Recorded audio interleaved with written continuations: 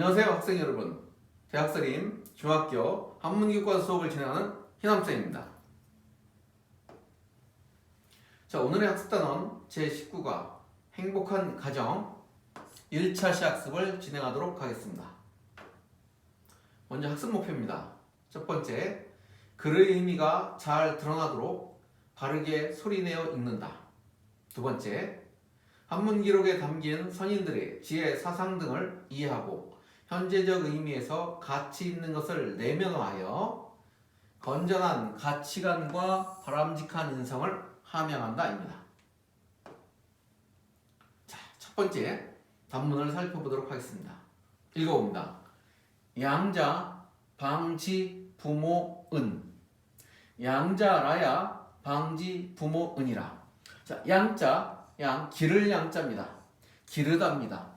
자, 아랫사람일 때는 기르다, 양육하다라고 해석하고 윗사람일 때는 봉양하다라고 해석하면 됩니다.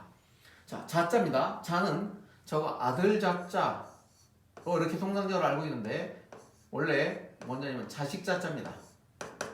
자식 자자인데 우리가 아들로 쓰는 거죠. 자식, 아들이든 딸이든 포함해서 우리는 뭐라고 하죠? 부모 입장에서 자식이라고 말합니다.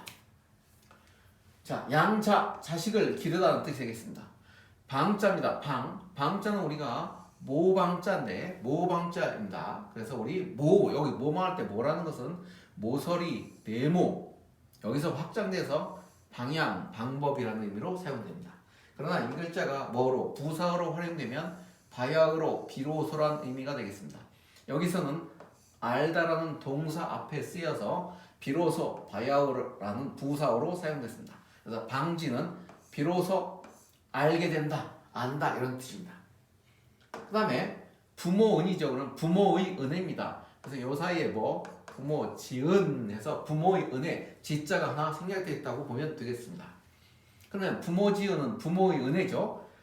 양자 하면 자식을 기르다고 방지, 비로소 안다, 바야흐로 안다, 부모의 은혜를 입니다. 합쳐보겠습니다. 자식을 길러야 비로소 부모의 은혜를 알게 된다라는 뜻입니다. 자, 그러면 자식을 길러봐야 부모의 은혜를 안다라고 하는 건 무슨 의미냐면, 자, 나중에 부모가 되는 사람도 그 부모가 있죠. 그런데 자식의 입장에서는 부모가 얼마나 고생해서 나를 키웠는지를 사실상 확인할 수 있는 길이 별로 없죠.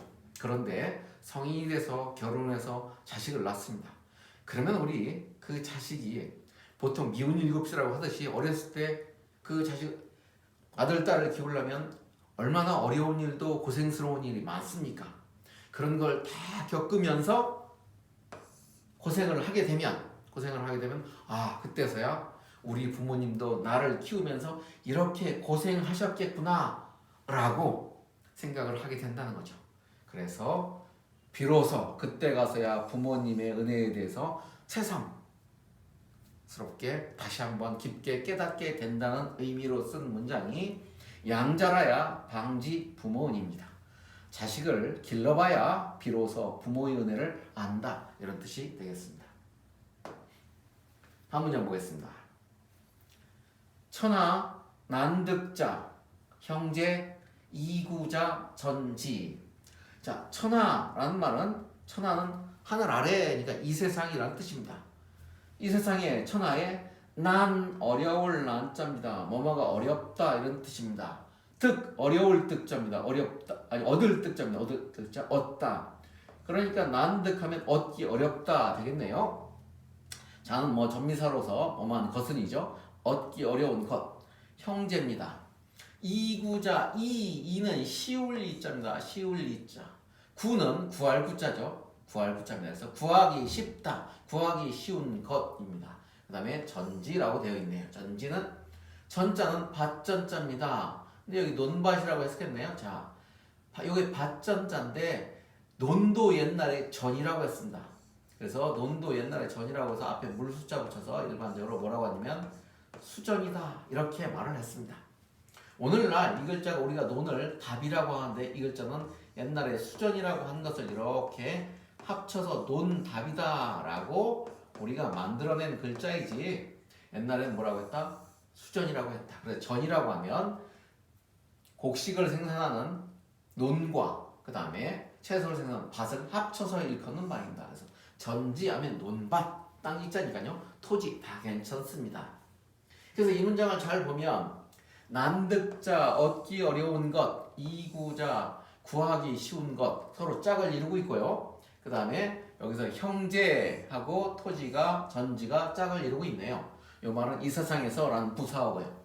자, 그러면 이때 이자를 살펴보면 이자는 자 쉬울 이자로 해석했죠. 이 글자는 바꿀 역자로 쓰이고 쉬울 이자로 쓰입니다. 쉽다라고 할 때는 이라고 읽고 바꾸다라고 할 때는 무역처럼 역이라고 읽습니다. 그러면 합쳐서 해석해 보겠습니다. 천하에 이 세상에 얻기 어려운 것은 형제이고 구하기 쉬운 것은 논과 밭이다 이런 뜻입니다. 자, 그러면 무슨 말이냐? 얻기 어려운 것은 형제다라는, 형제는 부모가 낳은 자식들이 형제죠. 형제 자매죠. 그러니까 그것은 어때? 어디 밖에서 돈을 주고 살 수 있거나 이렇게 내가 어디서 별도로 얻을 수 있는 것이 아니죠. 부모가 준 것으로 이미 결정되어져 있습니다. 그런데 논이나 밭은 내가 돈이 있으면 얼마든지 살 수 있는 거죠. 그러니까 논이나 밭이라는 것은 언제 어디서든지 구할 수 있는 것인데 반해서 형제라고 하는 것은 이미 부모에서 결정되기 때문에 더 이상 얻고 추가로 어떻게 할 수 있는 부분이 아닙니다. 그러니까 난득자라는 것은 얻기 어려운 것이라는 것은 바로 뭐냐면 귀한 것은 한정돼 있어야 더 이상 없죠. 그리고 혈연으로 맺어진 관계입니다. 얼마나 귀한 존재입니까? 그래서 저 글자 난득자는 한자로 바꾸라고 하면 이렇게 귀할 귀자로 바꾸어도 되겠습니다. 그래서 천하에 얻기 어려운 것은 귀한 것은 형제이고 구하기 쉬운 것은 논과 밭이다 이런 뜻입니다. 묶어보겠습니다. 천하에 난득자는 형제요 이구자는 전지라 이런 뜻입니다. 다음 문장 보겠습니다. 두 개가 이렇게 한 문장인데요. 그렇죠?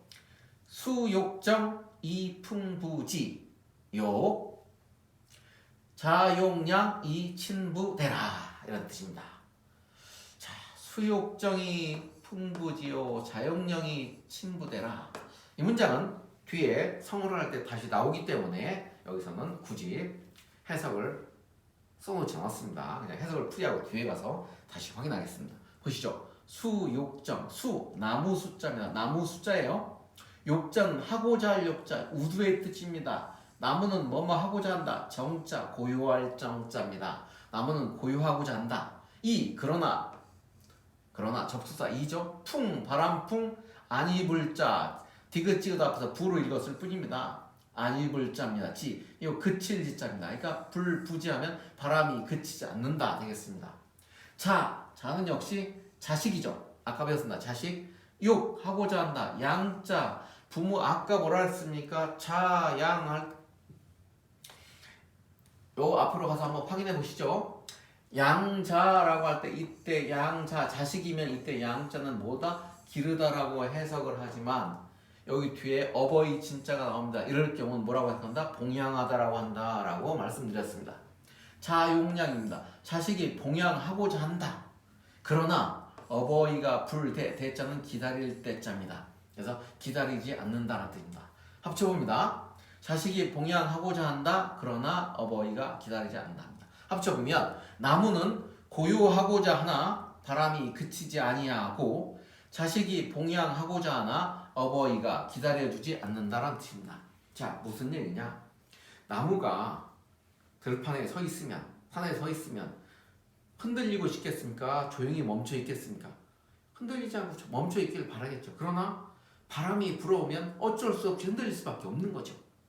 나무의 의지와는 관계없이.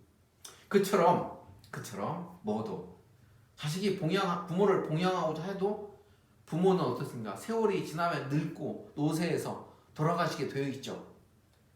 그래서 자식의 입장에서 나중에 내가 돈 많이 벌어서 막 효도할게 라고 말하지 말고 현재 효도하라, 지금 바로 효도하라는 의미입니다. 왜 그러냐면 나중에 자식이 봉양하고자 하나 어버이는 어떻게 됩니까? 세월이 가만두지 않죠. 바람이 가만두지 않듯이 세월이 가만두지 않아서 세월이 어버이를 기다리지 않습니다. 나이 들어서 노쇠하고 늙어 가시게 됩니다. 노쇠하고 늙으면 어떻게 됩니까? 내가 봉양을 잘 맛있는 거 대접하고 여행도 보내드리고 싶어도 활동도 부자연스럽고 이미 또 그때 돌아가셨을지도 모릅니다. 그래서 나무가 고요하고 장하 바람이 그치지 않듯이 자식이 아무리 나중에 봉양한다고 하더라도 그때 부모님이 안 계실 수도 있다. 지금 바로 봉양해야 된다는 효에 관한 문장이 되겠습니다. 뒤에 가서 한번 더 살펴보도록 하죠. 2차시에서. 자, 문제를 풀어보겠습니다. 네모안에 알맞은 한자를 쓰시오 그랬네요. 문장을 해석해봅니다. 여기 해석이 떨어져 있습니다. 천하 난득자 형제 이구자 전지라. 천하에 라는 말, 이 세상에 이런 얘기죠. 난득자는 형제요, 얻기 어려운 것은 형제요, 이구자는 전지라. 구하기 쉬운 것은 논밭이다. 자, 이 말로 봐서 형제간에 어떻게 합니까? 얻기 어려운 것이 형제니까 아주 귀하게 잘 지내야겠죠. 그럼 형제간에 귀하게 사랑으로 대하는 것을 우리는 형제간에 그런 사랑을 뭐라고 말합니까? 형제간에 어떻게 지내야 된다? 우애 있게 지내야 된다 라고 말하면 되겠죠. 자, 우애라는 것을 한자로 쓰면 이렇게 버두자가 사랑할 애자를 쓰면 되겠습니다.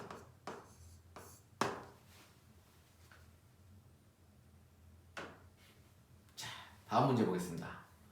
글의 내용을 가장 잘 이해한 사람은 그렇습니다. 먼저 해석해 봅니다. 양자, 기를 양자죠. 양자, 부모를 자식이네요. 자식을 어떻게 합니까? 양육하다. 자식을 기르다 이런 얘기죠. 자식을 길러야 비로소 안다. 뭐를? 부모의 은혜를. 자식을 길러봐야 비로소 부모의 은혜를 알게 된다. 이런 얘기죠. 내가 자식을 기르면서 고생을 한 다음에 우리 부모도 나를 이렇게 키웠구나 라고 생각한다는 거죠. 첫 번째, 자식을 키울 때 부모님의 은혜를 가르쳐요. 그런 의미 아니죠. 스스로 부모님의 은혜를 깨닫는 거죠. 자식을 기르는 것이 부모의 은혜를 갚는 것이야. 이것도 아니고요. 자식은 품을 떠나서 부모가 슬퍼한다. 이런 뜻도 아닙니다. 자식을 길러보기 전에는 그렇죠. 자식을 길러보기 전에는 부모의 은혜를 진정한 부모의 은혜를 깨닫기가 어렵다라는 말이 되겠습니다. 자, 이것으로 제19과 행복한 가정 1차 학습을 마치도록 하겠습니다.